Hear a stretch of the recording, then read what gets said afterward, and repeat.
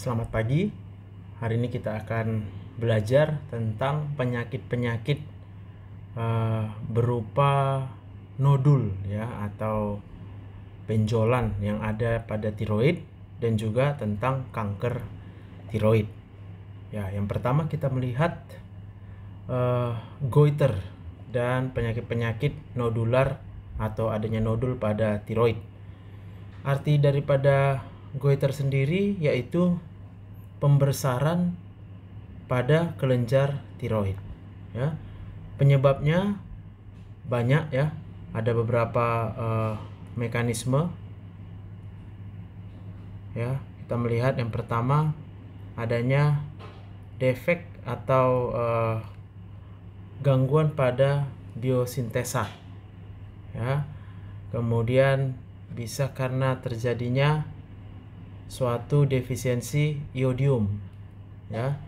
Jadi efek dari gangguan biosintesa dan defisiensi iodium ini kemudian akan menyebabkan berkurangnya jumlah hormon tiroid yang dihasilkan. Akibatnya terjadi peningkatan ya TSH, thyroid stimulating hormone, yang mana TSH itu pada kelenjar tiroid akan menyebabkan menstimulasi pertumbuhan kelenjar tiroid. Akibatnya dia membesar. Nah, namanya itu adalah goiter. Kemudian etiologi lain yaitu penyakit-penyakit autoimun ya.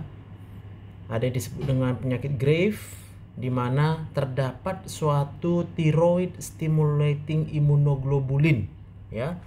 Jadi dia mirip seperti TSH tapi bukan TSH, dia berupa immunoglobulin yang kerjanya menstimulasi tiroid. Ini kemudian menstimulasi reseptor TSH pada kelenjar tiroid, berakibat pada pertumbuhan kelenjar tiroid yang akan meningkat sehingga terbentuklah goiter.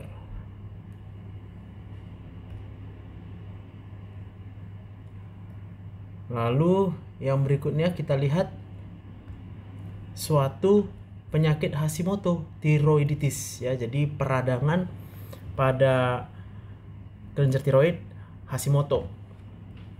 Ini merupakan suatu gangguan sintesa hormon yang didapat. Jadi tidak berhubungan dengan genetik ya. Di mana setelah terjadi gangguan sintesa hormon, maka kadar hormon tiroid yang dihasilkan akan berkurang. Karena berkurang, maka TSH akan meningkat. Karena TSH meningkat, maka terjadi pertumbuhan kelenjar tiroid yang berlebihan. Kemudian terjadi juga infiltrasi oleh limfosit pada kelenjar tiroid pada Hashimoto ini, dan juga adanya pengaruh dari sistem imun yang juga berpengaruh terhadap pertumbuhan kelenjar tiroid.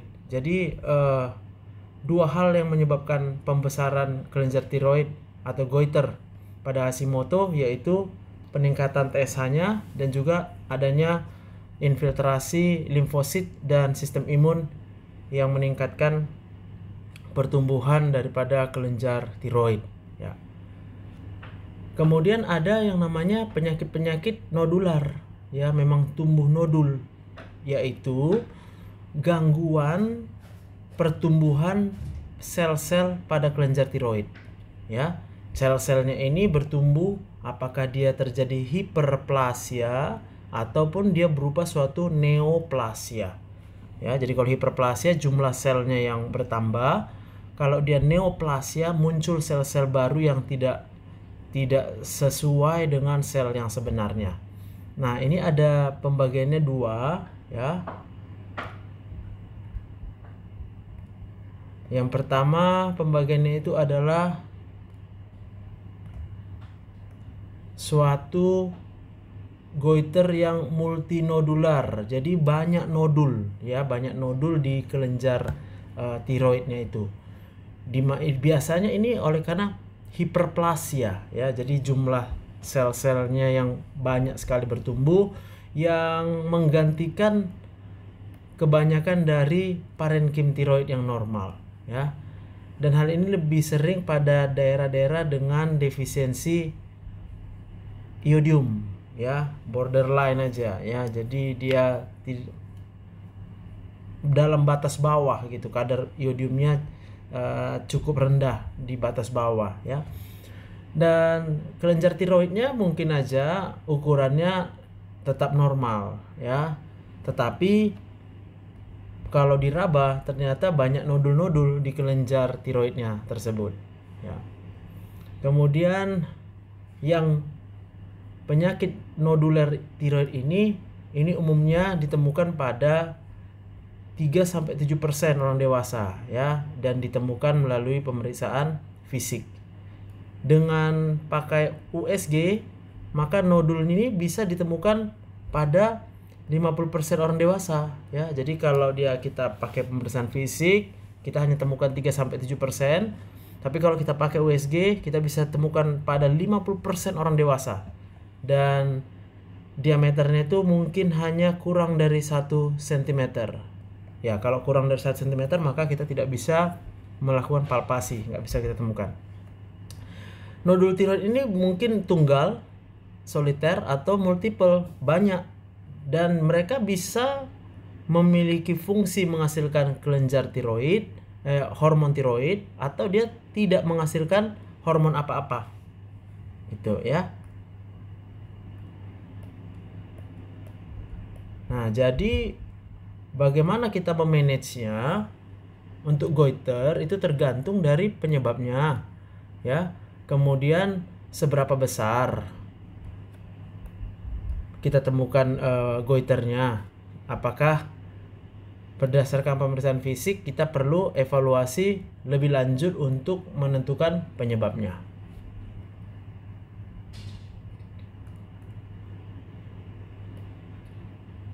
Ya, sekarang kita lanjut kepada goiter, pembesaran kelenjar tiroid yang difus ya. Artinya membesarnya merata secara menyeluruh dan dia non toksik. Ya, non toksik. Tidak ada nodul di sana. Memang kelenjarnya itu yang secara keseluruhan mengalami pembesaran.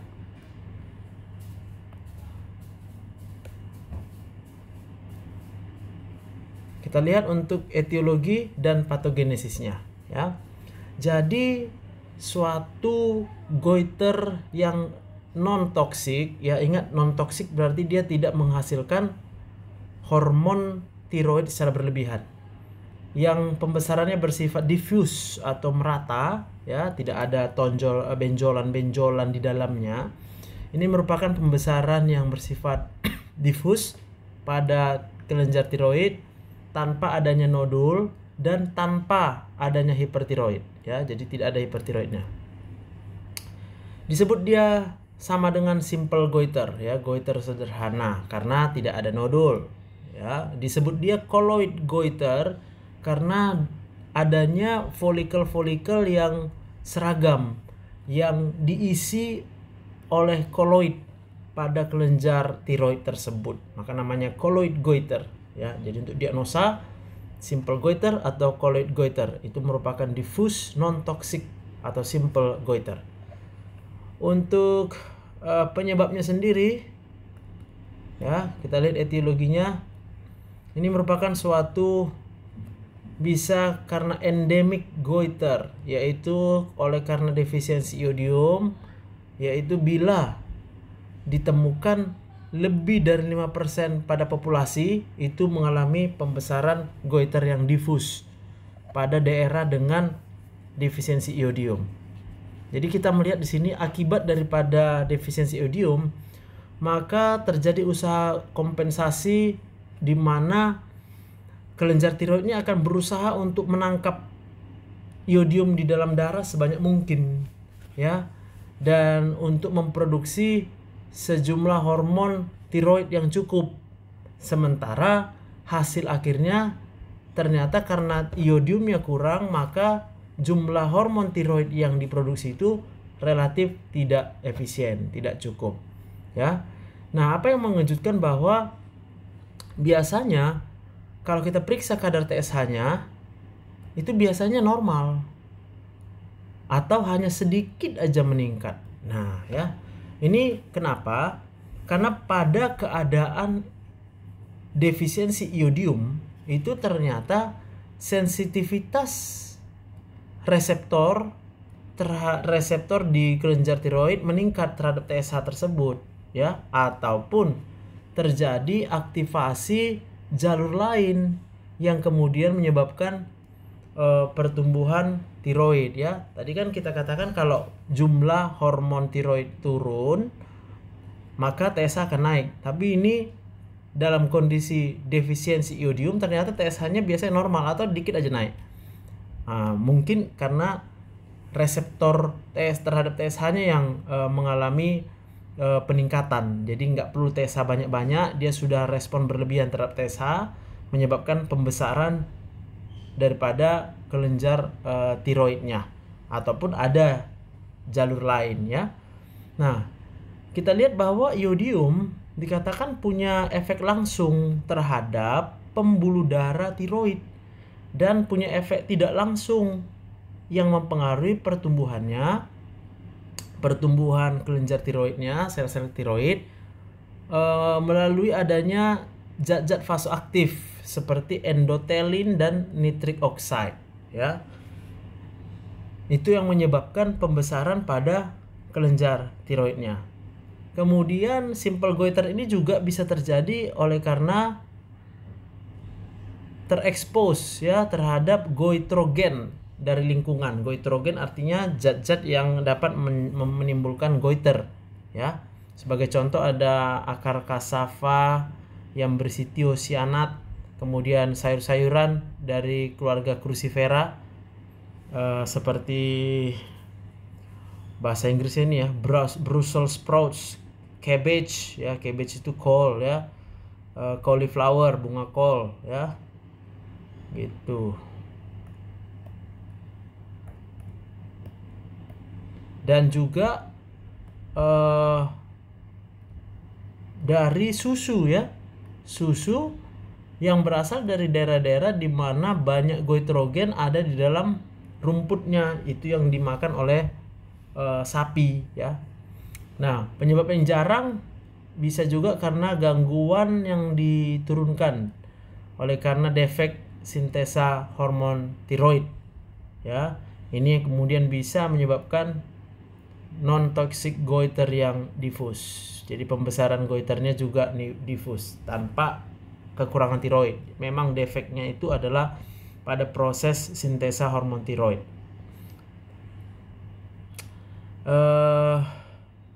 Kemudian ada namanya goiter yang sporadik, ya. Ini bila terjadi pada area yang non-endemik, ya. Biasanya penyebabnya tidak diketahui. Kemudian ada goiter yang juvenile, yaitu pembesaran tiroid pada anak remaja. Umumnya goiter ini lebih sering pada wanita dibandingkan laki-laki. Dan ini menunjukkan prevalen kemungkinan autoimun itu lebih besar pada wanita, ya. Kemudian karena perempuan itu perlu iodium yang lebih banyak ketika dia mengalami kehamilan. Nah, beberapa kelainan pada langkah-langkah sintesa hormon yaitu bisa kita lihat di sini. Gangguan transport iodium, ya. Kemudian gangguan sintesa transgenik atau TG, lalu kemudian adanya organifikasi dan coupling pada trombopoietin atau TPO,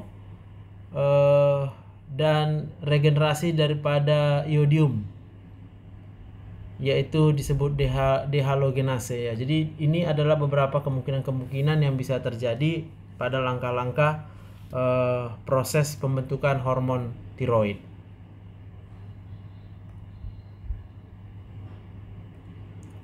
Kita lanjut dengan manifestasi klinisnya dan diagnosa daripada simple goiter ini, ya. Nah, kita lihat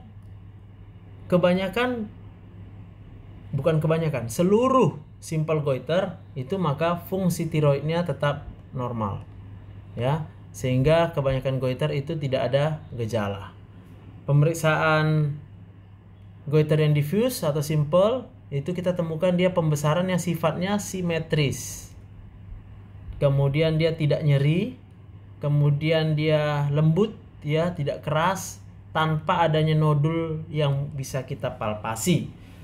Ya, goiter definisinya mungkin bisa tidak tepat kalau yang terjadi hanya sebelah lateral, lobus lateralnya saja yang membesar, ya, dimana lebih besar daripada ibu jari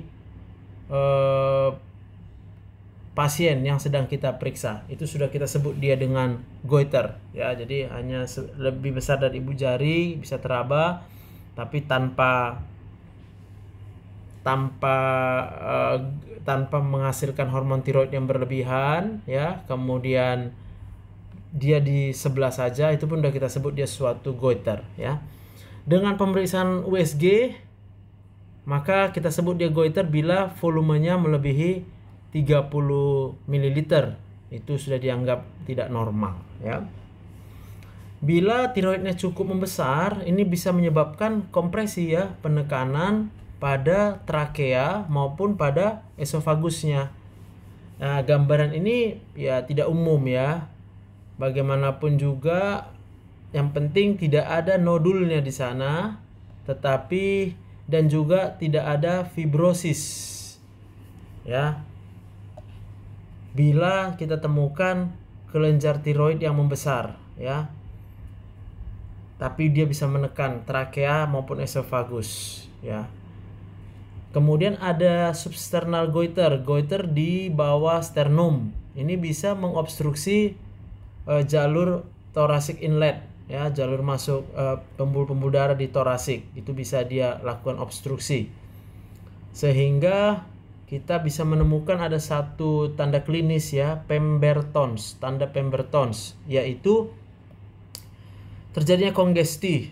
Jadi wajahnya dan lehernya membengkak, ya, oleh karena ini obstruksi pada vena jugularis, ya, ketika tangannya diangkat di atas kepala. Jadi waktu tangan diangkat di atas kepala, ya, maka itu akan dikatakan di sini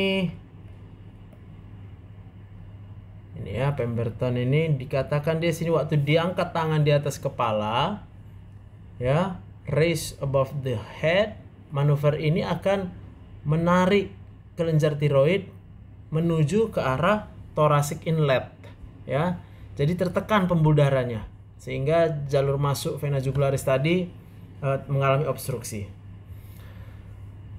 Kita perlu melakukan pengukuran aliran pernafasan, ya, kemudian CT scan, kemudian MRI untuk bisa mengevaluasi suatu goiter yang adanya di bawah sternum, ya, pada pasien-pasien yang mengalami gejala-gejala obstruksi thoracic inlet ataupun dengan gejala-gejala lainnya, ya.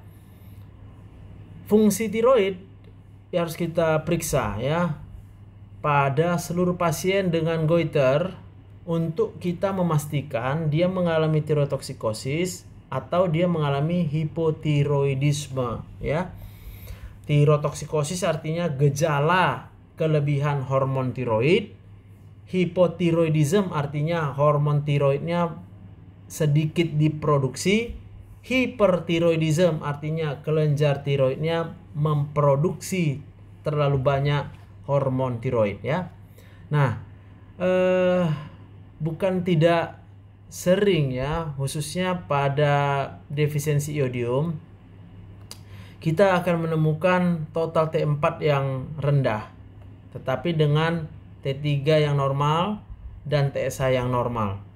Ini menggambarkan apa? Kenapa TSH normal? Karena banyak T4 yang kemudian dikonversi menjadi T3, ya. Jadi jumlah T3 yang mungkin masih normal itu yang akan membuat hormon TSH tidak mengalami peningkatan. Dengan kalau kita temukan TSH yang rendah, ya, tetapi dengan T3 yang normal, free T3 normal dan free T4 yang normal, khususnya pada orang tua, ya.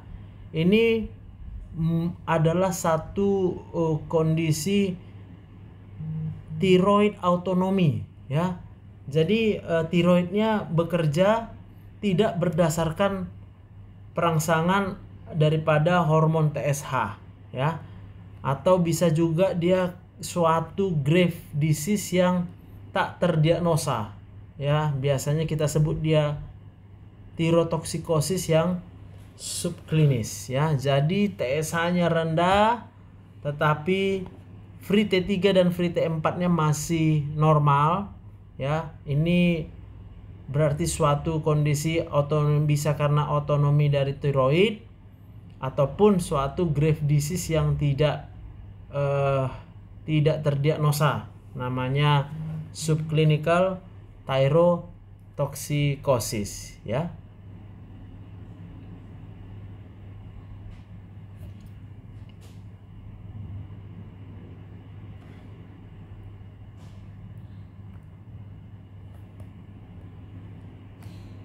Nah, kita lihat di sini pengobatannya, ya. Untuk yang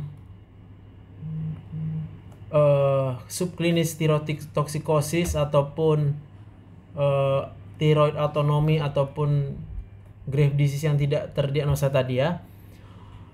Biasanya kita akan mendapatkan hasil yang baik kalau kita memberikan pengobatan dengan radioiodin pada subclinical thyrotoxicosis, ya. Dan bila dibandingkan dengan hanya melakukan follow up dan memberikan pengobatan, bila T3-nya atau free T4 levelnya menjadi tidak normal, sebenarnya tidak jelas, ya. Mana yang lebih baik gitu. Apakah kita berikan terapi radioiodin atau kita hanya lakukan follow up dan kita hanya berikan pengobatan bila free T3 dan free T4-nya menjadi tidak normal atau meningkat, ya. Tetapi pada orang tua kita sebenarnya harus merekomendasikan pengobatan yang lebih cepat, ya, untuk mengurangi resiko terjadinya atrial fibrilasi maupun kehilangan massa dari tulang, ya. Jadi ini kondisinya adalah satu TSH yang rendah. Kenapa TSH-nya rendah? Karena tiroidnya memproduksi T3 T4 yang sebenarnya dia cukup banyak, tetapi waktu diperiksa masih dalam kondisi yang normal. Free T3 dan free T4-nya itu mungkin suatu grave disease yang tak terdiagnosa ataupun dia subclinical thyrotoxicosis. Jadi pertimbangannya kalau ini kita temukan pada orang tua, sebaiknya kita memberikan pengobatan karena pada orang tua terdapat resiko atrial fibrilasi, ya. Kemudian antibodi TPO ini juga berguna untuk kita periksa pada pasien-pasien dengan resiko yang meningkat mengalami thyroid disease yang autoimun, ya. Lalu kita periksa urin, kalau kita jumpai kadar iodium yang rendah, maka kurang dari 50 mikrogram, ini mendukung diagnosa suatu iodium defisiensi, ya. Scanning tiroid biasanya tidak diperlukan, ya. Tapi kalau kita bisa lakukan, maka kita akan melihat, ya, peningkatan uptake iodium pada kelenjar tiroid dalam kondisi defisiensi iodium, ya. Dan pada kebanyakan kasus gangguan pembentukan hormon, ya. Jadi scanning tiroid tidak perlu biasanya, tapi kalau kita lakukan pun kita lihat nanti adanya uptake iodium yang meningkat, ya, karena iodium yang ada di dalam darahnya mengalami defisiensi.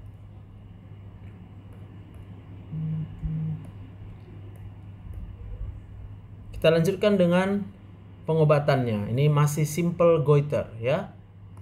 Simple goiter. Nah, kita lihat, ya. Kalau kita berikan iodium, ya, maka nanti ini akan menyebabkan pengecilan daripada goiter bila ditemukan pada pasien-pasien dengan defisiensi iodium.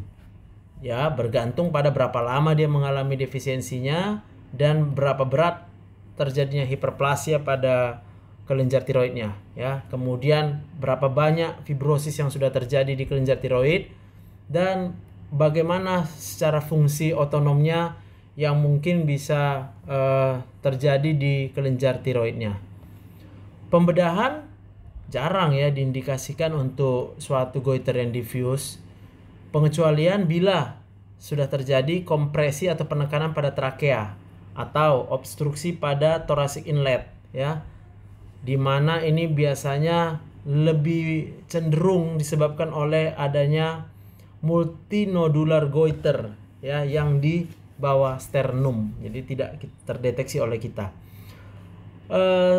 Tiroidektomi yang hampir total atau near total, ya, kurang dari total atau near total, untuk alasan kosmetik, ya, harus dilakukan oleh ahli bedah yang sangat ahli, ya, supaya apa? Untuk mengurangi resiko komplikasi. Lalu setelah pembedahan kita harus berikan replacement karena kelenjar tiroidnya sudah diangkat, maka dia akan kekurangan pabrik untuk menghasilkan tiroid. Kita harus berikan pengobatan dengan tambahan, ya, tambahan atau penggantian hormon tiroid dengan levothyroxine. Tujuannya kita harus menjaga TSH-nya ini pada batas bawah, ya, TSH pada batas bawah. Supaya apa? Supaya TSH-nya tidak cukup banyak untuk merangsang pertumbuhan kembali daripada goiternya. Jadi kalau TSH-nya tidak cukup rendah kita tekan, tapi tetap harus dalam batas normal, nanti dia akan merangsang pertumbuhan kelenjar goiter. Nanti besar lagi jadinya. Nah, itu sebabnya salah satu indikasi pemberian levothyroxine yaitu kita ingat kadar TSH-nya harus mencapai batas bawah, lower end, ya. Jangan sampai lupa.